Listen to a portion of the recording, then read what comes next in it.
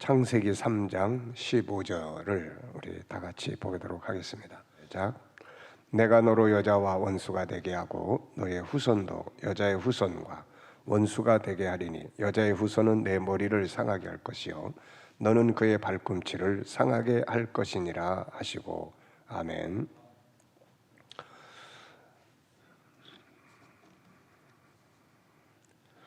계시록 10장에서 이제 하나님께서는 우리들에게 이 작은 책을 먹어버리라고 말씀하셨어요.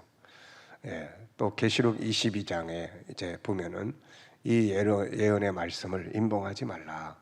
때가 가깝다. 이 말씀을 봉해두면 안 된다. 그리고 이걸 우리가 알아야 되는 거죠. 또 22장 18절 19절에 보면은 이 예언의 말씀대로 그대로 믿어라. 여기에 더하지도 말고 여기에 더하면 이 책에 기록된 모든 재앙을 그에게 더할 것이고 이 기록된 말씀에서 빼면 생명나무와 거룩한 성의 참리함을 제하여 버릴 것이다. 그래서 이 책에 기록된 대로 이 안에 있는 대로 믿고 기다리고 준비하라는 것이죠. 그래서 우리가 이 요한계시록을 몰라도 되는 책이 아니라 반드시 알아야 될 책. 그런데 이 요한계시록을 알려고 하다 보니까 그 앞에 있는 마태복음을 먼저 24장을 먼저 봐야 하고 또 그것을 잘 이해하려면 예수님이 다니엘의 글을 인용을 하셨기 때문에 다니엘서를 우리가 알아야 되는 거죠. 그래서 이 다니엘서는 역사를 좀 순서대로 잘 정리를 해놓고 마태복음 24장은 역사 속에서 벌어지는 사건들을 쭉 나열을 해놓았어요. 그리고 요한계시록은 그 중에서 마지막 때 되어질 이 전쟁, 여기서부터 전쟁, 적그리스도, 그 다음에 환난, 예수님의 재림, 하나님의 나라, 이 덩어리를 설명을 해놓고 있는 겁니다. 그래서 우리가 이런 것들을 이제 다니엘서에서부터 이렇게 쭉 보면 이 부분은 이런 내용이구나. 왜냐하면 목적지가 다 같단 말이에요. 다니엘서나 마태복음 24장이나 요한계시록이나 목적지는 다 똑같아요. 목적지는 어디입니까? 바로 마지막 때예요. 마지막 때. 마지막 때라는 것은 역사의 끝. 우리가 창세기 1장에서 시작된 역사의 끝이 마지막 때죠. 그래서 끝날. 그때는 예수님이 재림하시는 날, 하나님의 나라가 임하는 날. 이게 이제 다니엘서의 목적지고, 그 다음에 이제 예수님의 마태복음 24장의 목적지고, 요한계시록의 목적지예요. 그래서 어느 책을 봐도 다 그 끝에는 예수님이 재림하신다. 그리고 하나님 나라가 임한다. 다만 그 나라가 임하기 전에 세상에 어떤 일들이 있을 거냐. 그래서 다니엘은 역사의 순서대로 쭉 정리를 해놨고, 마태는 사건을 그냥 쭉 나열을 해놨고, 요한계시록은 마지막 끝에 있는 덩어리만 딱 이야기를 해놨어요. 그래서 우리가 이렇게 또 짧은 시간이지만 이런 예언의 말씀들을 한번 또 이렇게 살펴보고 복습할 수 있는 것은 아주 감사한 일이고 우리의 축복이 되는 것입니다. 그리고 이제 12장부터 22장까지는 이제 보충 설명이에요. 이 보충 설명이라고 해서 좀 부족한 것이 아니라 이제 앞에서 이야기됐던 것들의 중요한 부분만 아주 광범위하게 이야기를 해놨어요. 그 중에 이제 하나가 이 적그리스도예요. 적그리스도. 이 적그리스도에 대한 이야기가 12장에서부터 시작해서 13, 14, 15, 16 그리고 17, 18, 19장까지 19장에 예수님 재림하셔서 이 적그리스도를 지옥불 속에 던지면서 끝나기까지 계속해서 이 적그리스도의 이야기를 하고 있어요. 어떻게 보면은 요한계시록은 적그리스도의 책이다 이렇게 이야기를 할 수 있어요. 적그리스도와 성도의 싸움이죠. 그래서 주의 오심을 기다리는 사람들에게 꼭 알고 인식해야 될 존재가 바로 이 적그리스도예요. 그런데 이 적그리스도라고 하는 것은 이 어느 날 한 사람만 딱 나타나는 게 아니에요. 그래서 그 적그리스도의 역사를 보여주는 것이 바로 창세기 3장 15절입니다. 그래서 이 창세기 3장 15절에서 시작되는 이 예언의 말씀, 이 역사가 이제 성경 전체를 관통하면서 적그리스도와 성도들의 싸움을 계속해서 보여주고 있는 거죠. 그래서 그런 부분들에 대한 역사를 쭉 이해하고 나면은 이제 마지막 때에 나타나는 적그리스도가 끝이구나. 그게 이제 끝이에요. 네. 어떻게 보면 김정은 같은 사람도 적그리스도의 같은 사람이죠. 왜냐하면 신앙을 핍박하고 자기를 신격화하고. 네. 이게 공산주의는 그래서 아주 우리 그리스도인들에게는 아주 적기독적인 그런 사상입니다. 무신론, 하나님이 없다고 그러고 예수 믿는 사람들 다 죽이고. 네. 그러니까 이런 부분들을 가지고 있기 때문에 우리가 공산주의를 경계하고 하는 겁니다. 자, 사람은 창세기 1장, 2장에 하나님이 창세기 1장에 천지 창조를 하시죠. 그리고 사람을 창조합니다. 하나님의 형상대로 사람을 만들어서 인간의 역사가 시작을 해요. 하나님의 창조 역사 시작해요. 이 앞에는 뭐가 있겠어요? 이 앞에 창세기 1장, 2장 이 앞에는 영원한 역사예요. 영원한 역사. 하나님은 영원하신 분이니까요. 그래서 하나님이 사도 바울이 우리가 에베소서를 통해서 계속해서 하나님의 계획, 창세 전에. 그러니까 이 창세 전이라는 말은 창세기 1장, 2장 전이에요. 이게 그 전에 하나님이 우리를 선택하셨어요. 그래서 인간을 선택하시고 그 인간을 선택하신 목적은 뭐예요? 저 끝에 여기가 이제 인류 역사가 끝나는 거예요. 계시록 19장 인류 역사가 끝납니다.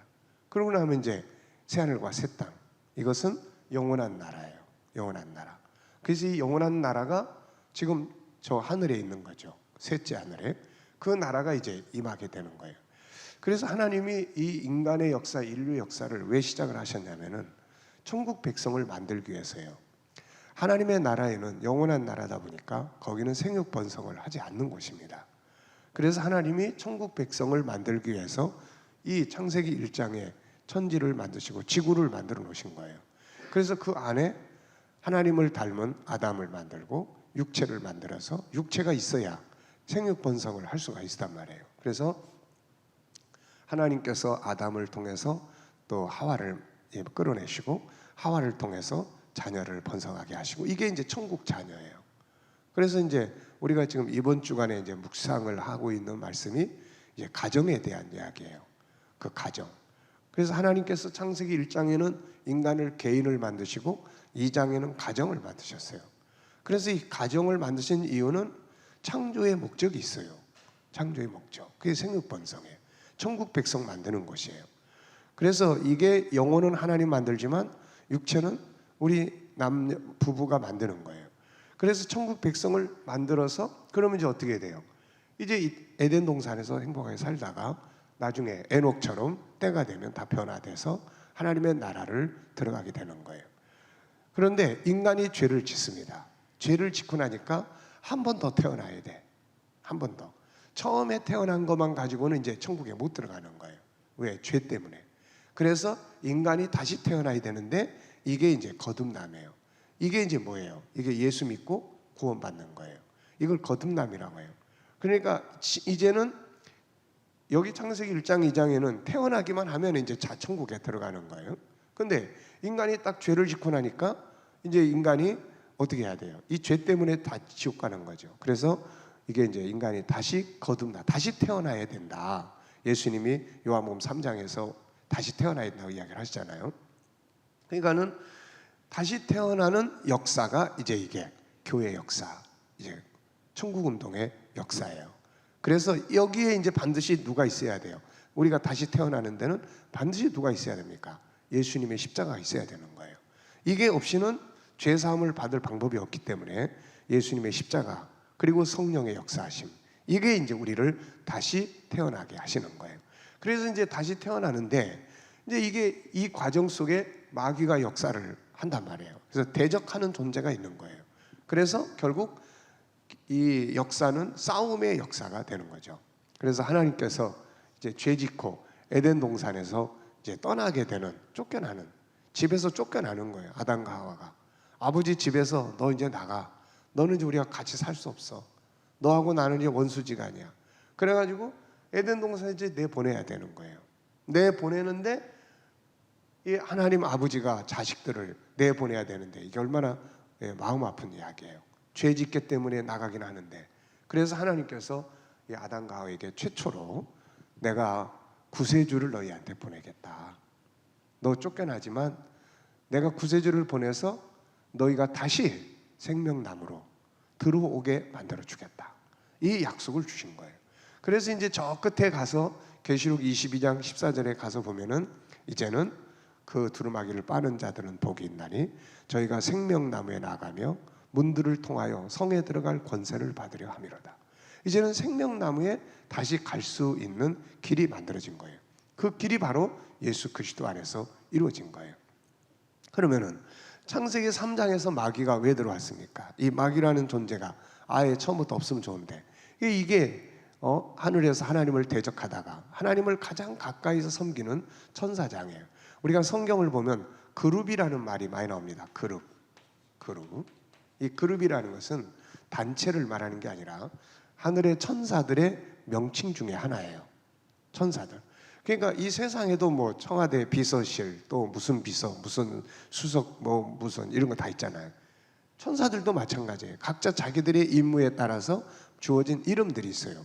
그런데 이 그룹이라는 이름, 이 케룹이라고 하는 이 이름은 하나님을 가장 가까이 모시는, 청와대로 말하면 뭐예요? 비서실과 같은 곳이에요. 그 비서실장. 그래서 하나님은 이 그룹들 가운데 거하시도다. 이렇게 성경은 계속 이야기를 해요. 그런데 그 중에 우두머리가 하나님을 대적한 거죠. 자기가 영광을 받겠다. 피조물이 조물주가 되겠다. 그래서 반역이 일어난 거고 쫓겨난 존재가 그때부터 하나님을 대적하는 존재가 된 거예요. 그래서 사탄이라는 말은 대적하는 자, 회방하는 자 그런 뜻입니다. 그래서 이 사탄 마귀가 에덴 동산에 들어온 이유는 하나님의 일을 대적하기 위해서 온 거죠. 그래서 하나님과 언약 관계를 깨뜨리고 인간을 멸망으로 다 들어가게 만들어 버린 거예요. 그러니 하나님께서는 이제 구원의 역사를 시작하시는 거죠, 이게. 그래서 내가 메시아를 보내겠다. 그리고 그가 오면은 너희를 위해서 대속의 제물이 될 거다. 그래서 창세기 3장 21절에서는 가죽옷을 입혀서 내보내요. 가죽옷. 그 전에는 무화과 이파리로 허물을 가렸는데 그거는 금방 말라버려요. 그래서 인본주의적인 인간의 구원론이야, 그게. 지금도 많은 종교들은 무화과 잎으로 인간의 허물을 가리려고 하는 그런 인본주의적인 종교관이에요. 근데 그거는 안 되는 거예요. 왜? 해가 뜨니까 그게 다시 시들어서 말라서 다시 허물이 드러나고. 이게 세상 종교들이에요. 아무리 돌을 닦고 아무리 선을 하고 아무리 애를 써도 여전히 자기 죄가 그냥 있는 거예요, 이게. 그래서 세상 종교가 바로 그런 모습이에요. 아담과 하와가 죄짓고 자기들 방법으로, 인간의 방법으로 자기들의 죄를 가려보려고 하는 것이 그게 무화과 이 나무 이파리로 만드는 옷이에요. 이게 나중에 발전해서 인간들이 죄 문제를 해결하려고 만들어놓은 종교들이에요. 그런데 이거 가지고 안 돼. 그래서 하나님께서 가죽옷을 입혀주시는 거예요. 뭔가 죽었어. 그래서 그들의 가죽을 벗겨서 이 아담과 하와에게 입혀주시면서 그들을 죄에서 가려주신 거예요. 그래서 앞으로 메시아가 오면 이렇게 될 거다. 이 약속과 사랑의 실천을 해주신 다음에 너희들 어쩔 수 없이 너희들은 나가야 돼. 그게 쫓겨난 거야. 그래서 창세기 3장 15절은 최초로 인류의 역사 속에 메시아가 온다고 하는 소식을 하나님이 사람에게 주신 겁니다. 이게 희망의 복음이에요. 자, 그래서 이 창세기 3장 15절을 들어가 보니까 여기 이제 싸움이 있어요. 싸움. 이게 그냥 평범하게 되는 게 아니고 이게 마귀가 창세기 3장에 들어와 가지고 하나님의 백성들을 하나님과 관계를 끊어버렸잖아요. 죄짓게 만들었잖아요. 그러니까 이 마귀는 언제 멸망으로 들어가냐면은 이 계시록 20장 10절이에요. 계시록 20장 10절. 그러니까 창세기 3장에 들어온 마귀가 멸망으로 들어가는 거는 계시록 20장 10절이에요. 이때가 끝이야. 근데 왜 이때까지 이 마귀를 그냥 내버려 둡니까, 이거? 이게 어쩔 수 없는 하나님의 섭리예요, 이게. 얘를 심판하고 없애버리려면은 하나님의 구원 역사가 안 돼, 이거. 그러니까 죄를 심판하면 우리도 다 같이 멸망으로 가야 돼. 이게. 그래서 추수 때까지 나비두라는 거예요. 추수 때까지. 그게 마태복음 13장에 씨 뿌리는 비유예요. 저거 뽑아버릴까요? 아니, 지금 뽑으면 안 돼. 지금 저거 뽑다가 알고까지 다 뽑아. 만약에 하나님께서 여기서 이 죄 짓고 딱 했을 때 마귀가 들어왔을 때 얘를 그냥 지옥불에 던져버리면 우리의 역사도 없는 거예요. 우리 역사도 우리가 태어날 수도 없어. 그러니까 그냥 하나님이 속상하시지만 냅두는 거야 지금 이거를. 그러니까 이 계시록 20장 10절 예수님 재림하시고 이때까지는 그냥 마귀도 같이 있어요. 다만 이제 십자가를 통해서 마귀가 우리를 죄짓게 해도 예수 안에 딱 들어오면은 이제 상관이 없게 만들어 놓으신 거예요. 죄를 이기게 하셨단 말이죠 이제. 그러니까는 계속해서 이 마귀는 안 믿는 사람들 속에는 마귀가 이제 유혹을 해. 거짓 사상. 이 세상에 거짓 사상이 얼마나 많아요. 그러니까 이런 것들을 성경은 계속해서 주의해라, 주의해라, 근신하라, 깨어있으라, 경계해라 계속 그러고 있는 거예요.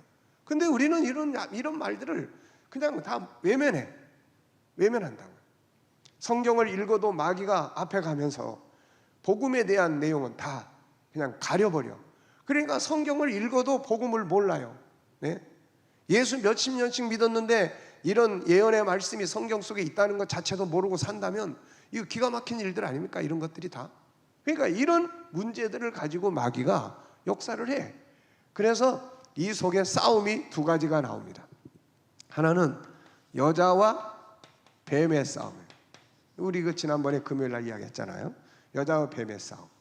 그래서 이 여자와 뱀의 싸움은 교회와 마귀의 싸움이에요. 영적 싸움이에요. 이거는 보이지 않는 마귀가 영적인 곳에서 우리 교회 공동체를 와해시키기 위해서 우리를 공격하고, 교회는 또 우리가 모르지만 우리가 기도하고 막 열심히 모여서 부르짖고, 이거는 마귀를 대적하는 싸움이라고요 이게. 그러니까 교회가 이런 기도의 불이 싹 꺼져버리면 그냥 교회가 마귀에게 다 점령당해 버리는 거야 이게. 그러니까는 이런 부분들의 여자와 뱀의 싸움. 두 번째는 이제 적그리스도와 성도의 싸움이에요. 이 적그리스도는 뱀의 후손입니다. 이게 그리스도를 대적하는 존재, 그런 뜻이에요. 그리스도를 대적하는 존재. 그러면 이 그리스도를 대적하는 존재가 바로 마귀의 자식이잖아요. 이거 마귀의 자식. 그리고 여자가 낳는 것은 뭐예요? 개인적으로는 마리아가 예수님을 낳은 거지만은 교회가 낳는 게 뭐예요? 성도를 낳는 거야.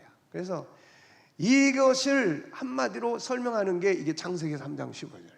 그래서 이 싸움, 여자와 뱀의 싸움, 이제 여자의 후손과 뱀의 후손의 싸움을 이게 한 장에다 딱 보여주는 것이 계시록. 요 여자와 뱀의 싸움은 계시록 12장. 오늘 저녁에 이제 이야기를 할 거예요. 그게 이제 여자와 교회와 역사의 교회, 이제 교회의 역사와 이제 용의 마귀의 역사예요. 그다음에 이제 13장은 적그리스도와 성도의 싸움이에요. 이거 적그리스도와 성도의 싸움. 그러니까 요거는 또 13장에서 쭉 이야기를 하고 다니엘서 7장에서 역사를 이야기를 하고 있어요. 그래서 이제 여기 도표를 그려놨습니다. 이제 이게 싸움의 역사예요. 이게 창세기 3장 15절의 역사입니다. 이게 싸움의 역사예요. 그래서 이 싸움에서 이겨야 된다는 거죠. 이 싸움에 져버리면 안 되는 거예요. 그래서 맨 첫 번째 싸움이 가인과 아벨이에요. 창세기 4장에. 여러분은 왜 성경이 이게 가인과 아벨, 형이 동생을 죽이는 사건을 거기다 딱 써놨겠습니까? 이게 형제간의 우애에 있는 모습이 가인과 아벨 사이에도 많이 있었을 텐데, 우리가 그 애들 학교에서 공부하는 책 속에 보면은 형이 동생한테, 동생이 형한테 벼 집단 옮겨주고 이런 거 있잖아요. 사이좋게 사는 모습을 써놔야 이게 교훈이 되는데, 형이 동생을 돌로 죽이는 이 사건을 기록을 해놨어요. 이런 거 보면서 뭘 느끼십니까? 이게 성경은 윤리와 도덕을 가르치는 책이 아니에요. 물론 세상보다 훨씬 뛰어난 윤리와 도덕을 가지고 있지만은 성경은 윤리와 도덕을 가르치는 책이 아니에요. 인류의 구원의 역사를 계시하는 책이에요. 계시하는 책. 그러니까 가인이 무슨 뭐 마음이 나빠가지고 이게 아니에요. 하나님의 계시된 방법, 예수 그리스도를 십자가를 이 방법으로 하나님께 제사하지 않은 문제 때문에 생긴 거예요. 이게. 그래서 성경은 가인은 마귀에게 속해 있다, 아벨은 그리스도께 속해 있다, 이렇게 딱 규정을 하고 있습니다. 그래서 이 싸움이 첫 번째 싸움이에요. 그 다음부터 이제 싸움이 또 계속 지속이 되는데, 이제 이 싸움을 싸우는데 대표적인 나라가 등장을 해요. 이게 이제 나라와 교회의 싸움. 이 나라가 마귀가 왕노릇하는 나라예요. 이 대표적인 나라들이에요. 그래서 성경은 결국 7개의 나라를 소개하고 있는 책이 성경책이에요. 7개의 나라.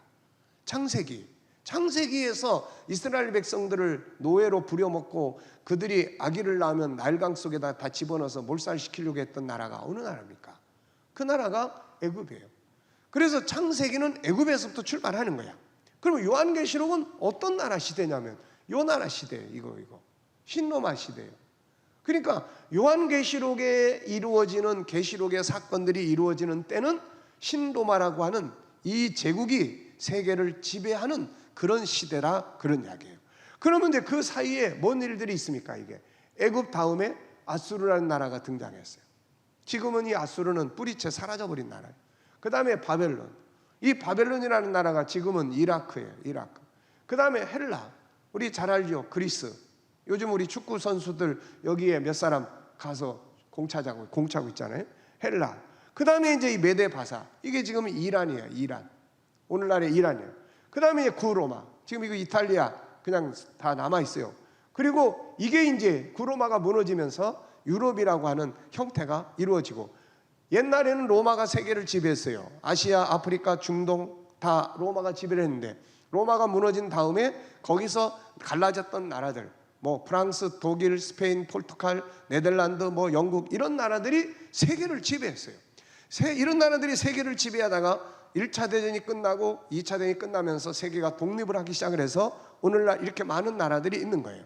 그런데 마지막 때는 다시 신로마 제국이라고 하는 연합체가 등장을 하는 거야, 이게. 그래서 마지막 요한계시록의 때는 이 나라예요. 그러니까 요 7 나라는 인류 역사적인 측면에서 보면 문명이 제일 발달했던 대표적인 나라들이에요. 이 나라들은. 그러니까 세상이 다 좋아해. 이 나라들은 다 좋아해. 지금도 얼마나 많은 사람들이 이때의 유적들을 찾아가지고 거기에 가서 구경하러 가고 다 그렇습니까?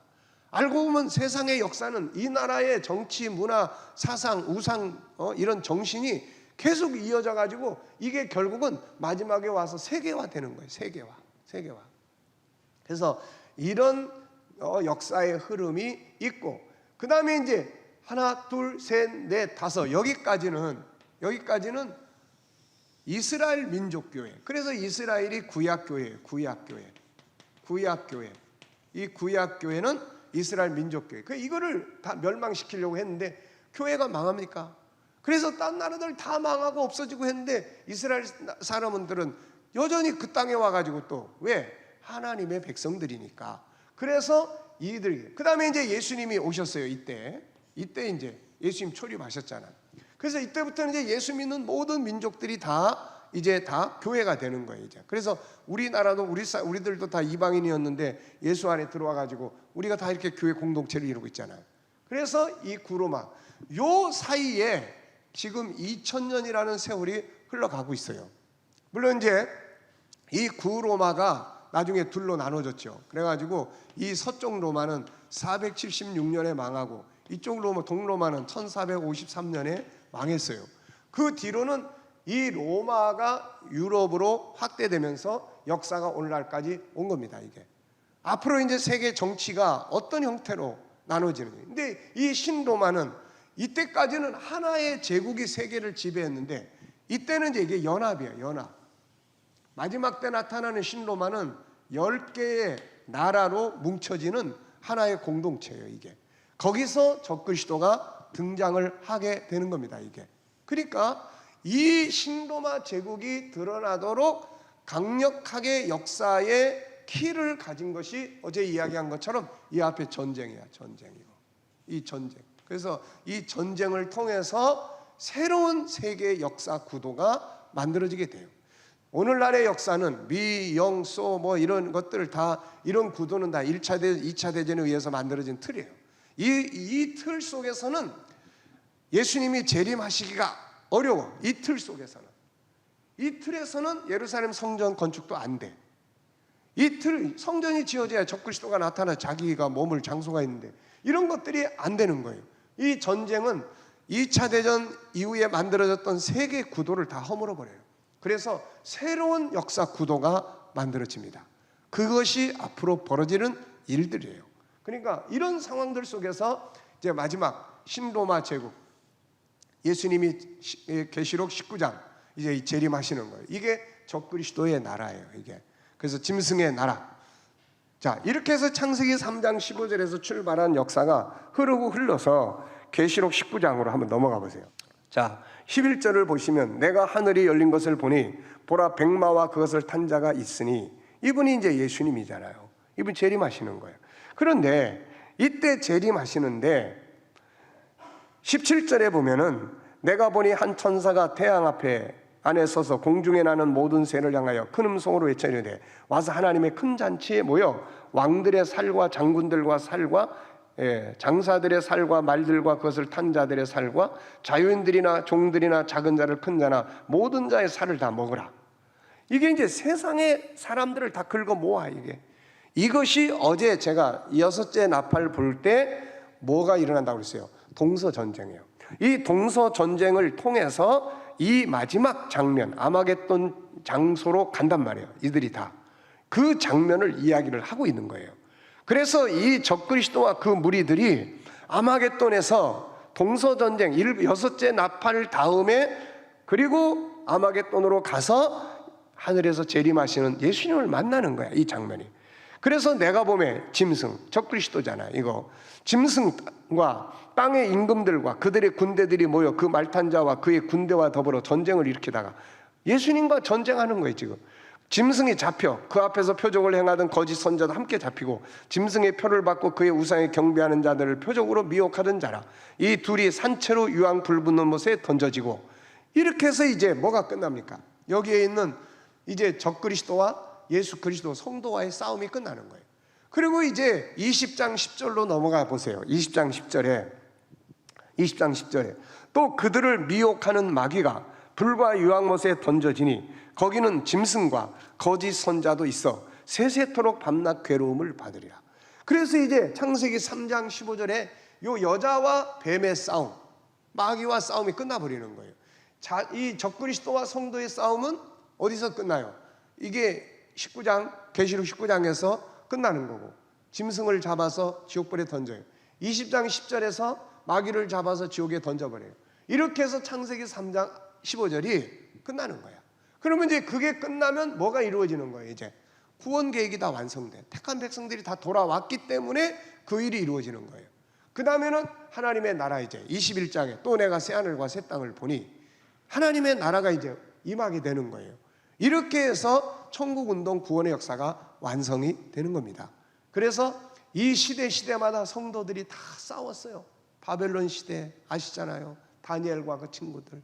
헬라 시대의 수많은 싸움들, 바사 시대의 하마니가 주의 백성들 다 잡아 죽이려고 했던 사건들, 그 다음에 로마 시대에 하나님 예수 그리스도, 하나님의 아들 예수 그리스도를 못 박아 죽이고 그에 속한 수많은 성도들을 계시록이 환난과 핍박 속에서 기록된 책이에요. 그게 다. 그러니까 이런 싸움들을 다 싸워온 거예요. 그리고 이 마지막 싸움이 요 마지막 시대에 사는 성도들에게 감당해야 될 싸움이에요. 그래서 이 싸움 속에서 이기는 자들이 그 나라를 기업으로 얻게 된다, 그런 이야기입니다. 그래서 계시록 21장 7절에 보면 이기는 자가 이것들을 유업으로 받으리라. 이기는 자들이. 그래서 모르면 지는 거예요. 그래서 우리가 이런 것들을 바르게 알아야 준비도 하고 훈련도 하고 이길 수가 있게 되는 것입니다.